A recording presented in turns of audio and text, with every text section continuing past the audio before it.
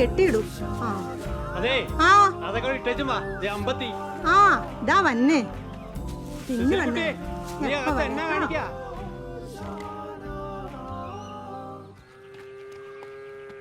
ഓ, നീ ഇവിടെ വന്നിരിക്കണോ?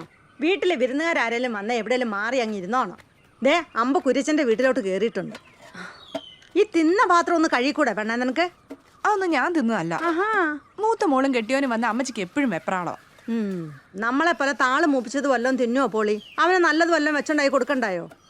വക്കീല് വരുമാനോടുള്ള ഒരു സ്നേഹം. അതേടി, നീ പാപ്പച്ചനെ സ്വപ്നം കണ്ടോണ്ടിരുന്നോ? എടി, അവരുടെ ചായപ്പില കിടക്കുന്നതെന്നൊരു ഓർമ്മ വേണം. അവന് പോലും ആ തന്തയുടെ അടുത്തൊരു വിലയില്ല, അറിയോ നിനക്ക്? പിന്നെ അവിടെ കേറാൻ നിൽക്കുന്ന നിനക്ക്. പാപ്പച്ചൻ ചേട്ടൻ പാവാ, പനിനീർപ്പൂവിലെ രാഘവനെ പോലെ. അയ്യാ, അവിടെ ഒരു പനിനീർപ്പവും പാപ്പച്ചനും. നിന്നെ എപ്പ കെട്ടിയെടുത്തതാടാ? നീയാണോ പോത്തിനെ വെട്ടിയത്? എടാ, ഒരു പോത്തിനെ തിന്നാനത്തെ സമയം എടുക്കല്ലോടാ. ഇങ്ങനെ തെക്ക് വടക്ക് നടന്നാ മതിയോ പാപ്പച്ച? എന്തെങ്കിലുമൊക്കെ പണിയെടുത്ത് ജീവിച്ചൂടെ? ഇഷ്ടപ്പെട്ടില്ല. ഒരു അയൽവാസി എന്ന നിലയിൽ ഞാനൊന്ന് ഉപദേശിച്ച ഒരു വക്കീല് അവനെ കാണുമ്പോ ക്രിമിനടിയാ. ഒരു ചവിട്ട് വെച്ച് കൊടുത്താലുണ്ടല്ലോ, വല്ല കോപ്പി അടിച്ച് പാസ്സായതായിരിക്കും. കോപ്പി അടിച്ചിട്ട് നീ പാസ്സായില്ലല്ലോ. കൊണ്ടൊന്ന് വളം വെച്ചിട്ട് കാര്യമൊന്നും ഇല്ലല്ലോ.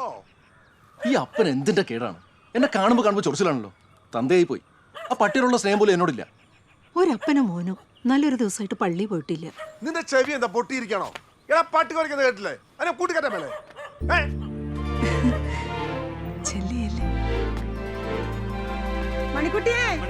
മണിക്കുട്ടി, ഈ പശുക്കുട്ടി ഇത് എവിടെ പോയി കിടക്കാണോ?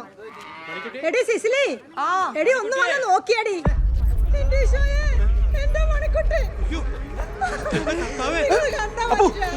എന്റെ മണിക്കുട്ടി, ഈ പട്ടി നമ്മുടെ മണിക്കുട്ടി കണ്ടോ എങ്ങനെ പട്ടി എന്റെ മണിക്കുട്ടീനെ. ഞാനിതെങ്ങനെ സഹിക്കുവേ? ഇപ്പൊ കൂടി പാല് കുടിച്ചു പോയുള്ളേ. എന്റെ ഈശോയെ, ഈ കാലമാറിന്റെ പട്ടി എന്റെ മണിക്കുട്ടീനെ മനുഷ്യ. അയ്യോ, അതെങ്ങനെ വളർത്തി ശീലം വേണ്ടേ? കൊന്നു തിന്നുന്നതല്ല പാരമ്പര്യം. എന്റെ മണിക്കുട്ടി, ഇതിനൊരു പരിഹാരം നിങ്ങൾ ഉണ്ടാക്കി തന്നോണം. എന്നാലും എന്റെ മാതം ചേട്ടാ, ഇതിനെയൊക്കെ അഴിച്ചുവിടാമോ? പിള്ളേർ നടക്കുന്ന വഴിയല്ലേ. ഇതൊക്കെ സംഭവിച്ച പോലെ മനുഷ്യർക്കും ആയിരുന്നെങ്കിലോ? അതിനെ അയാളങ്ങ് ചുട്ടു നിന്നോളും, അത്ര തന്നെ. പറഞ്ഞിട്ടുണ്ടല്ലോ കുലുക്കൊണ്ടോ നോക്കിയേ.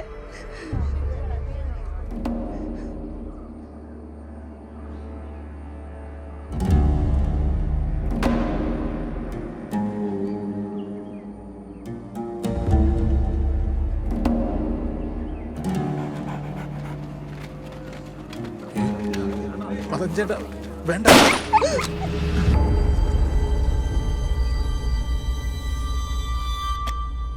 അയ്യോ അമ്മേ, മണിക്കുട്ടി കിണറ്റി കിടക്കുന്നേ. ഒന്ന് ഓടി ചെല്ലു മനുഷ്യ.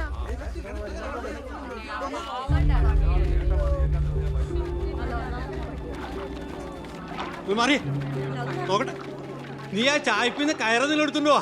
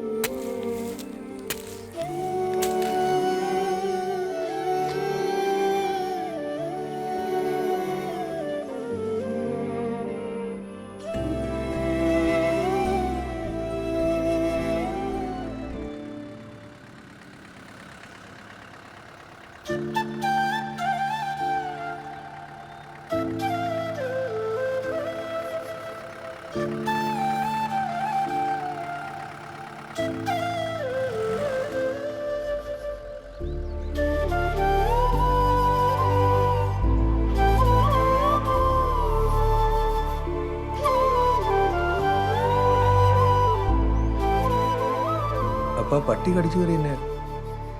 അതെന്നാ വാറുണ്ണിയേട്ടനറുത്ത എരുമ ഗർഭിണിയായിരുന്നു, അതിന്റെ കുട്ടിയാ. അന്ന് രാത്രി തന്നെ മാത്തച്ചായൻ അങ്ങേരുടെ ഇറച്ചിക്കട കത്തിച്ചു. മൊത്തം ഡാർക്കാണല്ലോ. ആരാത്?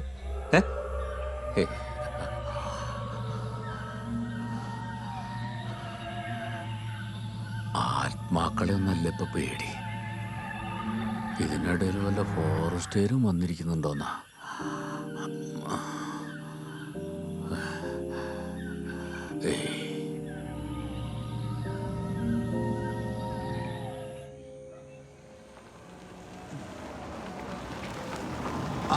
മതി ചവിട്ട്.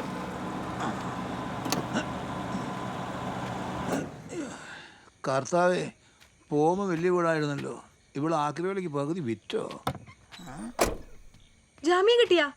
ഇല്ല, ഒന്ന് മുള്ളിയച്ച് വരാൻ പറഞ്ഞ് ജഡ്ജി വിട്ടതാ. അയ്യോ, എൻ്റെ ആങ്ങളയ്ക്ക് സുഖക്കുറവൊന്നും ഇല്ലല്ലോ അല്ലേ? എടേ, 5 ലോഡിൻ്റെ കാശ ഹൈക്കോടതി കെട്ടിവെച്ചത്.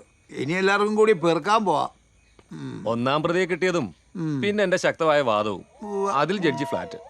ഞാൻ ഒരു സത്യം പറയട്ടെ, ഈ നാട്ടിൽ ഹൈക്കോടതി പോയിട്ടുള്ള ഒരേ ഒരു വക്കീല് ഞാൻ മാത്രം. സത്യം. എന്താ വക്കീലെ, തള്ളി ഇവിടം വരെ കൊണ്ടുവന്നില്ലേ? ഇനി തള്ളല്ലേ, താങ്ങൂല. ജാമ്യം കിട്ടി, പെരുത്ത് സന്തോഷമുണ്ട്. വക്കീലിന്റെ ഫീസ് എത്രയാന്ന് വെച്ചാൽ ഞാൻ തന്നിരിക്കും.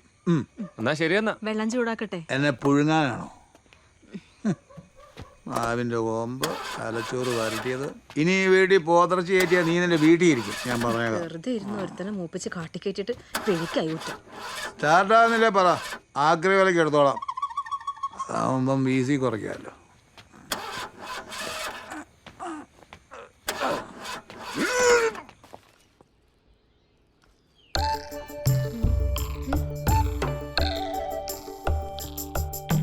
പാപ്പച്ചൻ ചേട്ടൻ പറയുന്നതേ ജയിലൊക്കെ ധീരമാരി കിടക്കുന്ന സ്ഥലമാണ്. പിന്നെ സ്വാതന്ത്ര്യ സമര സേനാനിയുടെ ഭാര്യയാണല്ലോ, ഇനി പെൻഷനും കിട്ടും. അവിടെ നല്ല ഫുഡൊക്കെ കിട്ടുമോ? ഞാൻ ജയിലിൽ കടന്നിട്ടില്ല. മതിയുടെ ഇളിച്ചത്. എന്ത് പറഞ്ഞാലും ചില കോമഡി ഷോയിലെ ഓഡിയൻസിനെ പോലെ ഇളിച്ചോണ്ടിരിക്കും. വേഗം കഴിച്ചോ, പിടിച്ചെന്നാ ഒന്നുമില്ല.